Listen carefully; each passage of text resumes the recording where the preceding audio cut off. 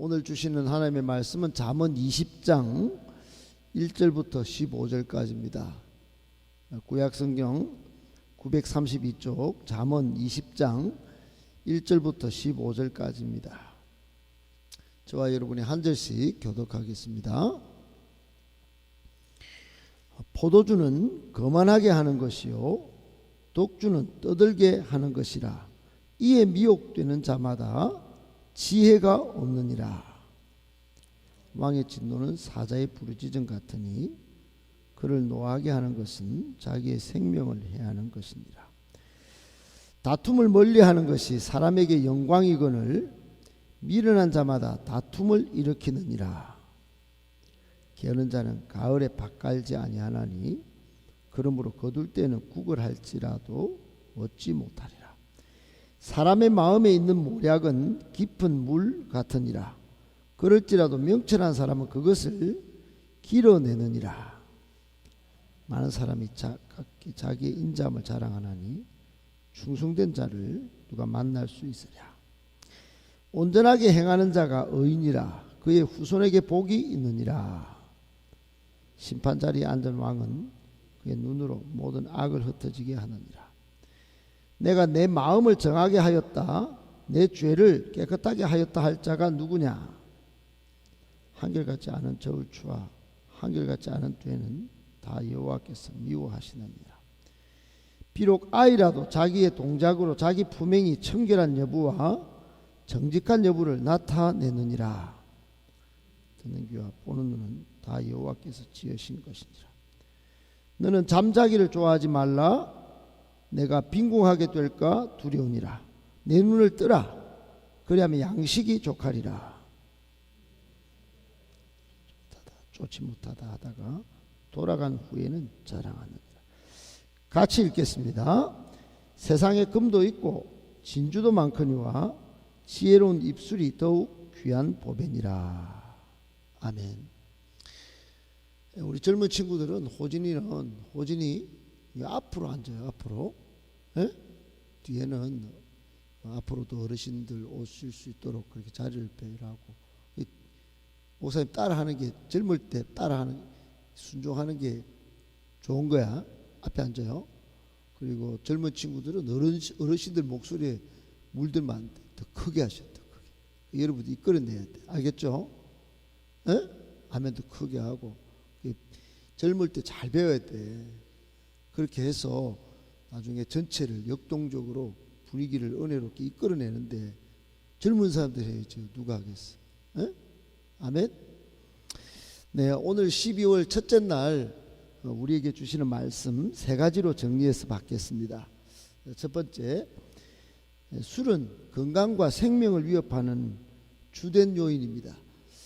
여러분, 오늘 본문 1절에 보면 포도주는 거만하게 하는 것이요 독주는 떠들게 하는 것이라. 이에 미혹되는 자마다 지혜가 없다.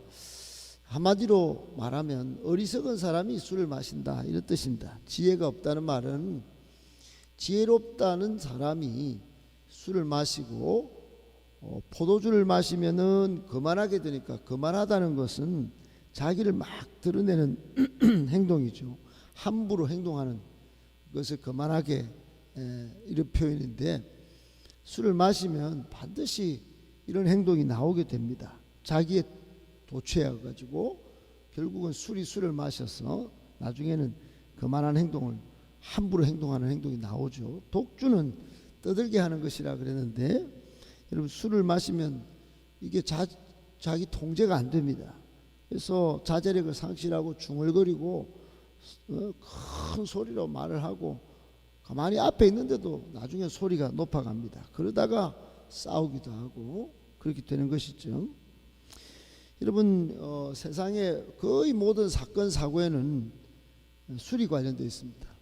술이 안 들어간 사건 사고는 거의 없다고 보면 됩니다.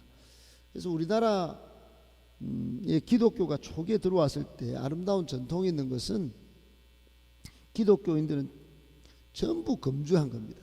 금주, 금연, 그리고 그때만 해도 도박이 많았는데 도박을 다 끊는 겁니다. 손으로 안 되면 예수님 앞에 이래서는 안 된다고 손도 작두로 자른 사람이 있을 정도로 그만큼 습관적으로 하는 모든 음주와 또 흡연과 도박을 다 잘라내려고 그렇게 애를 쓰고 말씀들은 모든 사람들은 성경에 이런 게 있었어. 그리고 이것을 실천했습니다.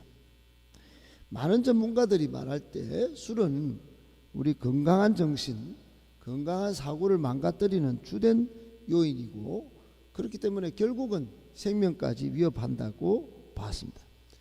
성경에도 예가 있습니다. 성경에도 노아가 술을 먹고 결국은 본인의 치부를 드러내서 손자 때에 저주를 받는 일이 있었습니다. 롯도 그랬고 나답과 아비후도 그랬습니다. 성전에서 술을 먹고 엉망진창의 영성을 가지고 살다가 그만 하나님의 버림을 받았습니다. 오늘 본문의 말씀만 그런 것이 아니고 더 깊게는 성경적으로 에베소서 5장 18절에 보면 술 취하지 말라 이는 방탕한 것이니 성령의 충만함을 받으라고 말씀하십니다. 성경은 눈앞에 보이는 술을 먹고 거만하게 행동하기보다 또 자기 도취에 빠져서 자제력을 상실하는 것, 이거는 건강한 성경적인 행동이라고 보지 않습니다. 오히려 그런 시간에 그것 마셔서 생활하는 것보다는 성령의 충만함을 받으라고 기도하고 말씀으로 삶을 잘 가꾸어 나가는 것, 그것이 내적인 건강, 정신 건강에 도움이 된다, 이렇게 본 것입니다. 여러분, 성경적으로 술에 관한 다른 교훈이 하나도 없습니다. 좋은 게 없다는 것입니다. 그건 지혜롭지 못하다는 것이에요. 그거는 미련한 사람들이 하는 것이다, 이렇게 봅니다. 그러므로 딱 한 가지 방법은 술은 끊는 것이 좋습니다. 술을 가까이 하는 사람과 어울리지 않는 것이 좋습니다. 건강과 생명에 위협이 되기 때문에 그렇습니다. 우리의 노력할 행동은 성령 충만이지 절대로 그런 것이 아닙니다. 꼭 기억하시고 더욱 성령 충만하셔서 하나님이 주시는 건강한 정신, 건강한 사고로 많은 사람들 살리고 나도 살고 은혜를 끼치는 복된 성도 다 되시기를 예수님의 이름으로 축복합니다. 아멘. 아멘 합시다. 두 번째, 극한 대립을 피하는 것이 지혜입니다. 여러분, 오늘 3절에 보면 다툼을 멀리하는 것이 사람에게 영광이 된다 그랬습니다. 여러분, 사람에게 영광이 된다는 말은 자신을 빛나게 하는 것은 다툼을 멀리할 때 빛나는 일이 생긴다는 것입니다. 거기 후반절에는 미련한 자마다 다툼을 일으키느니라. 여러분, 다툼을 일으키는 사람은 미련한 사람이 그렇게 하지 지혜로운 사람은 안 그런다는 겁니다. 다른 말로 어리석은 사람은 다툼을 일으키고 손해를 보게 하고 결국은 망하게 된다는 것입니다. 여러분, 왜 다툼을 멀리하라고 말씀할까요? 다투는 거, 이거는요, 잘잘못을 가리기 전에 이미 마음의 상처를 입힙니다. 그리고 씻을 수 없는 피해를 가져옵니다. 서로 손해가 되고 결국은 기독교인에게 있어서 하나님께 영광이 안 됩니다. 영광을 가리는 일이에요. 그러므로 다툼은 생길만 하면 입을 닫든지 그 자리를 빠져나오든지 궁극적으로는 기도하는 것이 제일 옳은 방법입니다.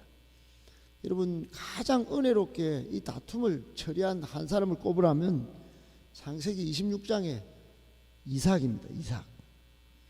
이삭은 자신의 목자들이 영역이 커지니까 다른 불신자 목자들하고 싸움이 일어났습니다. 불신자들이 찾아와 가지고 야, 이거 우리 우물물이야, 이렇게 말하는 겁니다. 여러분, 양들과 또 염소들이 물을 마셔야 되지 않겠습니까? 광야에서. 근데 우리 목자들이 판 우물을 내 거야 그러고 막 따지는데 기가 막힌 일입니다. 이게 우리 양들 어떻게 키우고 또 우리 목자들이 애써서 땀 흘려서 찾아낸 우물을 내 거야 그러고 덤벼드니까 기가 막힙니다. 근데 이삭은 다툼 때문에, 다투면 이게 손해가 되고 하나님께 영광이 안 된다 생각하고 양보해 버립니다. 그리고 다른 우물을 또 파게 만들어서 파서 또 그 판 것도 찾아와 가지고 쫓아와서 내 거야 그러니까 또 극한 대립을 피해서 또 다른 데 갑니다. 이렇게 3번을 옮겨 다녀서 이제 우물물을 파고 겨우겨우 양을 먹이는데, 여러분 성경을 잘 꼼꼼히 읽어보면 이삭은요 놀랍게도 하나님의 복을 받아서 100배의 결실을 얻습니다.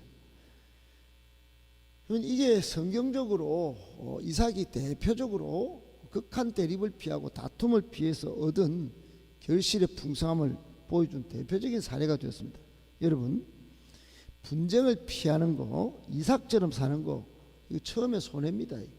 좀 미련한 것 같아요. 눈에 보이기에는 이거 뭐 이렇게 가면 안 되는 일입니다. 그러나 이로써 결국 평화를 얻고 온유함을 무장하고 진정한 승리를 얻게 된다. 이게 성경적 가르침입니다.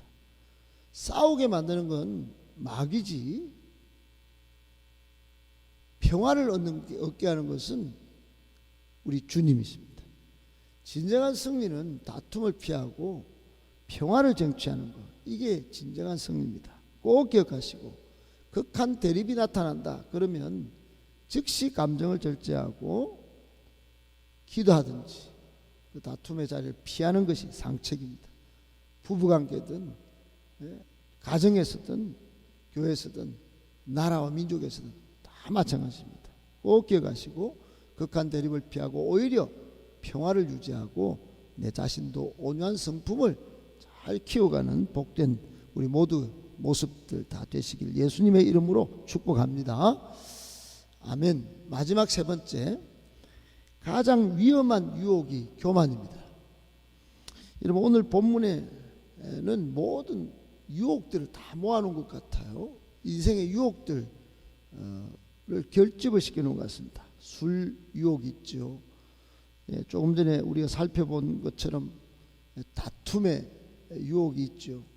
그리고 하나님을 분노케 하는 이야기의 유혹, 그런 것도 있고, 그리고 4절 13절에 보면 게으름의 유혹이 있습니다. 좀 더 작가, 좀 더 누울까? 그래 13절에는 잠자기를 좋아하지 마라 그럽니다. 눈을 뜨라고 말합니다. 눈을 뜨라. 잠자는 게 그게 좋은 게 아니다. 일찍 일어나야 뭔가 삶이 풍성해지지. 계속 잠을 자가지고는 안 된다. 근데 여러분, 그것보다 더 큰 위험이, 유혹이 뭐냐? 그게 교만입니다. 교만. 6절에 보면 많은 사람이 자기의 선함, 자기의 인자함을 자랑한다 그랬습니다. 근데 충성된 사람을 누가 만나볼 수 있으랴 그랬는데, 충성된 사람, 자기를 내려놓고 순종하는 사람, 처음 순종했고 끝에도 순종하고 헌신하는 사람을 만날 수 있으랴 그랬습니다. 이런 사람 만나보기 힘들다는 겁니다. 내가 맞아요, 내가 착해요, 내 의견이 옳아요, 이렇게 하는 사람은 많은데, 제가 이렇게 하겠습니다, 제가 이거 지키겠습니다, 충성된 사람을 만나보기 힘들다는 것입니다.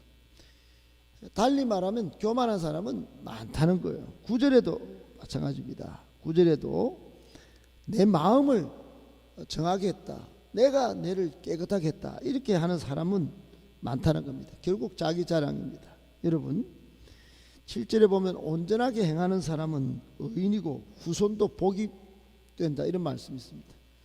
여러분, 처음에 하나님 앞에, 말씀 앞에 순종하는 거, 그거 잘 안 되는 일입니다. 내가 이만큼 나와주는 것, 이만큼 하나님 말씀 들어주는 거, 이게 계속 영적으로요 마취가 될 수 있어요.